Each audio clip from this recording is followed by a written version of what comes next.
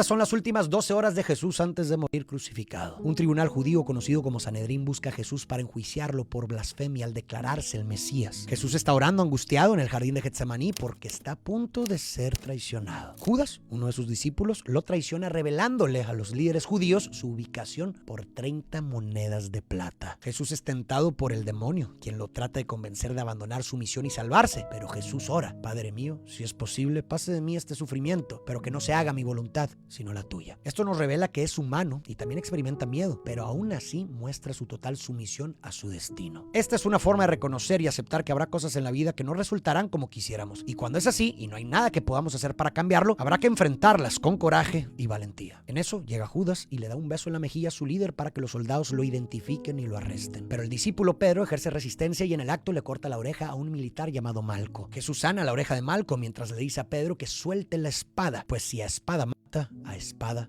morirá, refiriéndose a que aquellos que infligen dolor en otros tarde o temprano experimentarán el mismo trato que dispensan a los demás. Uno cosechará aquello que siembra. Tras esto, Jesús es encadenado y lo llevan con el Sanedrín mientras se burlan de él y lo golpean. Muchos judíos de aquella época rechazaron a Jesús porque derrumbó el orden social y religioso establecido. Se rodeó de las personas más menospreciadas de la época: mujeres, niños enfermos, viudas pecadoras. Defendió a las mujeres pecadoras de la lapidación que la ley judía establecía. Obraba los sábados. Le faltó el respeto al templo diciendo que lo destruiría y lo reconstruiría en 3 días, y también, dado a que los judíos habían sufrido muchas opresiones y estaban bajo dominio del Imperio Romano, esperaban a un Mesías poderoso y conquistador que los libere, y Jesús era un simple hijo de un carpintero. Todas estas cosas, aunado a otras, hace que Jesús sea considerado un blasfemo y un peligro, así que Caifás, uno de los líderes judíos, lo declara culpable. Todos golpean y le escupen a Jesús ante la mirada de Pedro, a quien reconocen como su discípulo, pero este lo niega 3 veces. Por su parte, Judas se arrepiente de haber traicionado a Jesús, así que va con Caifás para pedirle que lo liberen regresando las 30 monedas de plata que le dieron, pero el sumo sacerdote rechaza sus súplicas. Entonces es atormentado por unos niños que no representan más que la culpa que lo inunda y se termina colgando. Las traiciones de Judas y Pedro suelen indignar mucho. En la superficie revelan una de las cosas que más tememos, la traición de un ser amado, pero en el fondo revelan algo más aterrador: nuestra sombra. Todos tenemos el potencial de ser Judas o Pedro, y mientras no reconozcamos esta posibilidad de nosotros, nunca podremos ejercer un control sobre ella. Entonces llevan a Jesús con Poncio Pilato para buscar que lo condene a muerte, ya que en ese tiempo Jerusalén estaba bajo el dominio del Imperio Romano y Pilato era el jefe encargado de dicha zona. En su gobierno, Pilato se ha dedicado a controlar rebeliones, las cuales el César detesta. Si no condena a Jesús, Caifás empezará una rebelión, pero si lo condena, entonces los cristianos lo harán. De cualquier forma se derramará sangre, y el César ya le advirtió que si vuelve a ocurrir una rebelión, el que morirá será él. Al inicio dice que no encuentra delito alguno en Jesús, pero Caifás y la multitud presionan y amenazan. Ante esto cede un poco y decide darle la elección al pueblo. Todos los años liberan a un criminal, así que les da a elegir entre dejar ir a Barrabás, un desalmado asesino, o a Jesús. Caifás grita que a Barrabás, y toda la muchedumbre lo respalda, y así lo liberan. Después Poncio pregunta al pueblo que qué quieren que haga con Jesús, y Caifás grita que lo crucifiquen. Poncio no quiere hacerlo, pero para complacer a todos les dice que lo castigará severamente y después lo liberará. Entonces lo llevan a que lo azoten con unos látigos y lo hacen de una manera cruel y despiadada ante la mirada desconsolada de su madre María Magdalena y el discípulo Juan, quienes se retiran ante tanta crueldad. De hecho, se menciona que el actor fue flagelado accidentalmente 2 veces en esta escena, provocándole varias lesiones. Otro dato interesante es que el nombre del actor, Jim Caviezel, tiene las iniciales de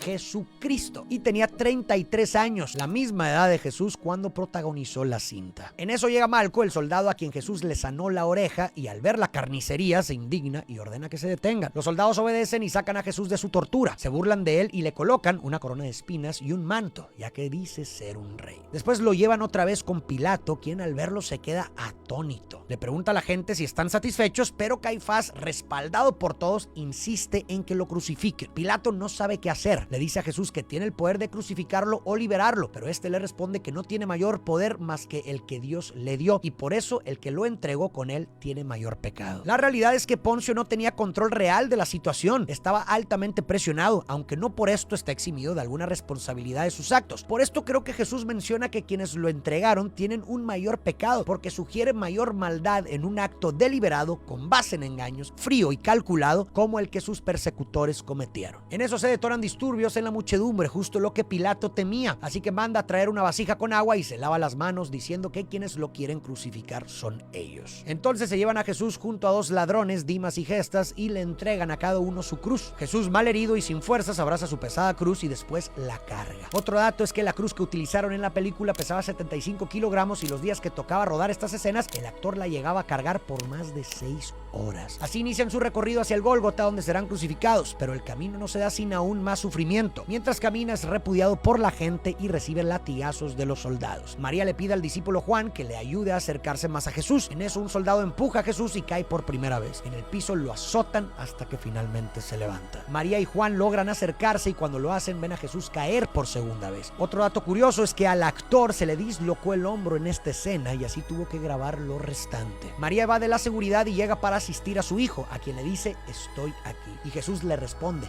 ¿ya ves, madre, cómo hago nuevas todas las cosas? La cruz puede simbolizar la vida misma y el sufrimiento inherente en ella. Traición, abandono, decepción, dolor, muerte. Y quizás esta historia nos sugiera que para alcanzar la gloria divina o la realización personal debemos estar determinados a cargarla y avanzar a pesar de los obstáculos que la vida nos lance. Pues rehusarse a ello solo empeora las cosas. Todo proceso de transformación involucra dentro de nosotros una pequeña muerte, un sacrificio de algo para dar vida a otra cosa nueva y mejor. A veces se dejan ir personas, lugares, ideas o cosas que impiden dicho progreso, pero para progresar una parte de nosotros debe morir para dar vida a una nueva y mejor versión. Jesús cayó hacia los lugares más oscuros de la experiencia humana: traición, abandono, tortura, muerte, para poder ascender a las alturas de la gloria divina. Y quizás la vida se trate de eso, de una y otra vez a través del tiempo morir y descender hasta lugares oscuros y adversos para renacer y ascender como una mejor persona. Jesús se queda sin fuerzas para seguir, así que los soldados le ordenan a un hombre de nombre Simón de Cirene que lo ayude. Al inicio se muestra renuente, pero finalmente acepta. Simón ayuda, pero aún así Jesús cae otra vez. En el suelo Jesús recibe una golpiza por parte de la gente de la multitud y al contemplar dicha escena, Simón de Cirene cambia su actitud y enfadado les grita que se detengan. Al ayudar a Jesús, Simón se transforma a sí mismo. Como seres humanos no somos autosuficientes y a veces necesitamos de los demás. Esto enseña que, así como Jesús, hay gente que necesita ayuda con su cruz y es posible que con nuestro apoyo no solamente logren cargarla y avanzar, sino que también nos transformamos a nosotros mismos, nos hacemos mejores personas y contribuimos a un mundo mejor. Enseguida siguen con el recorrido hasta llegar al Gólgota, donde Jesús es clavado en su cruz, sufriendo inmesurablemente ante los ojos de sus queridos. Después levanta las cruces de Jesús y los otros dos ladrones. La meta de la crucifixión es provocar una muerte lenta y dolorosa, así que sigue a esperar. El ladrón Gestas le grita a Jesús de manera ofensiva que si es el Mesías, que se salve así y a ellos también. Caifás se le acerca y lo reta a bajar de la cruz para probar que es el Mesías. Y Jesús, aún con todo el dolor que le han causado, responde diciendo: Señor, perdónalos porque no saben lo que hacen. El ladrón Dimas escucha y le dice a Caifás: mira, está orando por ti. Después, arrepentido, se dirige a Gestas diciéndole que ellos dos merecen su castigo, pero que Jesús no. Y le pide a Jesús que se acuerde de él cuando entre a su reino. Y Jesús le responde que hoy mismo estará con él en el paraíso. Al escuchar eso, Gestas se ríe y metafóricamente un cuervo le saca sus ojos. Los ladrones nos muestran dos actitudes distintas ante la vida. Gestas no reconoce sus fallas que lo tienen ahí. No es capaz de verse como es y esta inautenticidad lo hace incapaz de ver a los demás como son. Por eso no ve a Jesús como el Mesías. Por su parte, Dimas se mira a sí mismo y asume la responsabilidad de su situación, lo que le permite comprender la realidad de Jesús. Dimas dice: este no ha hecho nada malo. Solo una persona auténtica es capaz de comprender a los demás como realmente son. Dimas también me recuerda a Judas, conocido como el traidor, y quien es visto como uno de los más grandes villanos de la historia porque se considera que lo que hizo fue imperdonable. Pero ¿es posible perdonarlo como a Dimas? Si solo se perdonara lo perdonable, entonces no sirve de nada el perdón, porque lo que realmente carcome por dentro es aquello que no se concibe como posible. Y esto, a la Derrida, es algo que creo que enseña Jesús, que lo único que merece perdón es lo imperdonable. A Jesús lo traicionaron, le infligieron un dolor inmesurable y aún así él respondía pidiéndole a Dios que los perdone. Entonces, así como a todos los demás, seguramente Jesús hubiese perdonado a Judas, pues este no era un demonio, sino un ser humano que se equivocó y buscó remediar sus actos, aunque lamentablemente ya no había manera de volver al pasado. Continuando con la historia, pasa el tiempo y parece que se aproxima una tormenta. Caifás y los demás espectadores se retiran del lugar. María y Juan se acercan y Jesús le dice a su madre: María, ahí tienes a tu hijo, y Juan, ahí tienes a tu madre. Después, en agonía, Jesús grita: Dios mío,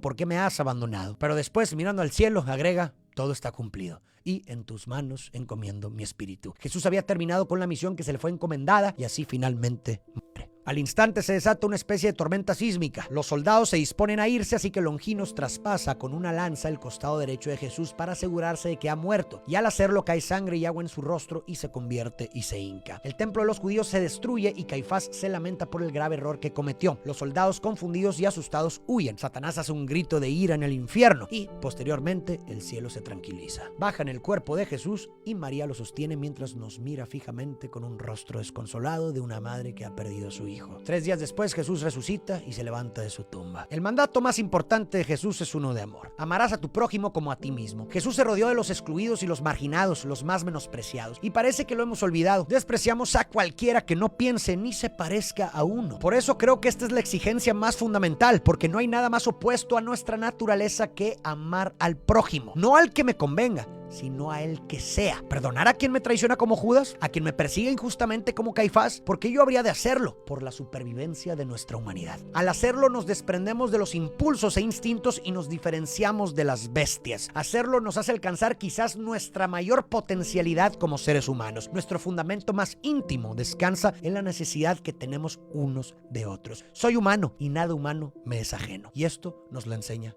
la historia de Jesús.